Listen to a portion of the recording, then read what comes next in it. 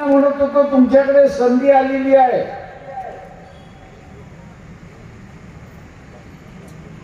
की लोकांसमोर सांगणं की नरेंद्र मोदी हा पंतप्रधानाच्या खुर्चीला लायक नाही, तर तो गल्लीतल्या दादासारखा वागतोय हे असताना बघा, एका गल्लीतल्या गुंडासारखं वागतोय हे आपण बघा.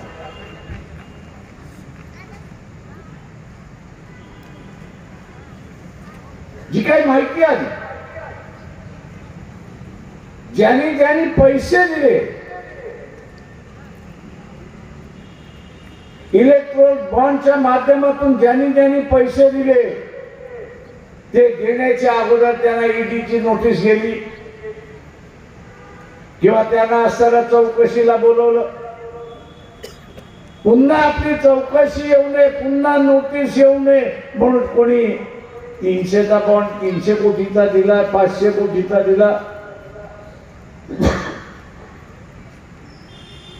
आणि स्वतःची सुटका कोण केली. पांढेल्यावाला सुद्धा काय करतो, पांढेल्यावाला दादा आला की त्याला म्हणतो तुझा हप्ता ठरव, मला पुन्हा त्रास देऊ नको, महिन्याच्या महिन्याला आठवड्याच्या आठवड्याला हप्ता येऊन जा.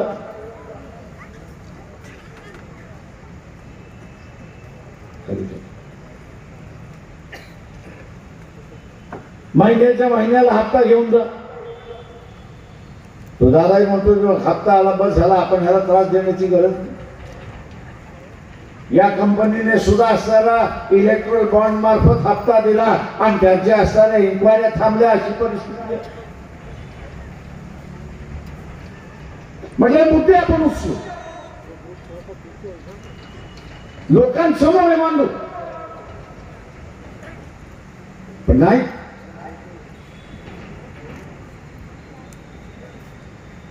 आणि त्या दुसरं म्हटलं तर सोनिया गांधीने नरेंद्र मोदी यांना 2009च्या निवडणुकीमध्ये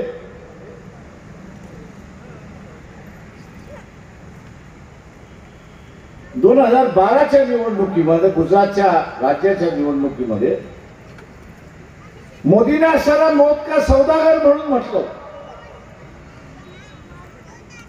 आता या इलेक्ट्रोल बॉन्ड मध्ये तुम्हाला असताना पुरावा मिळालाय. काय पुरावा मिळालाय की जे ड्रग्स म्हणजे औषध, फूड अँड ड्रग्स या डिपार्टमेंटने, या खात्याने बॅन केली, बंदी आणली की औषधं जर बाजारात गेली तर माणसं पटापटा मारायला सुरुवात होती.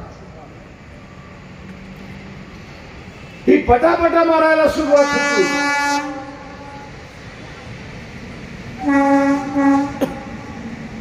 त्या कंपनीने 800-900 कोटी दिले आणि त्यांच्यावरची बंदी उठली, त्यांच्यावरची असणारी बंदी उठली. म्हटलं शहरामध्ये आपण होल्डिंग्स लावू, कुठच्या कंपनीच्या फूड अँड ड्रग्सनी बॅन केले, किती कोटी दिले, आणि त्याचा असणारा पैसे आल्यानंतर त्याच्यावरती बंदी उठली. आणि लोकांना म्हटलं आपण आवाहन करू, तुम्ही मेडिकल शॉप मध्ये जा, आज या औषध उपलब्ध आहेत की नाही बघा. जे जुमला मौत का सौदागर हे सोनिया गांधीने मोदीसाठी वापरला होता, त्याचं पूर्णपणे इंग्रजीमध्ये ज्याला जस्टिफिकेशन म्हणतो आपण, व्यवहारात्मक कसं योग्य आहे ही दाखवण्याची संधी आलेली आहे, हे आपण असताना मांडू.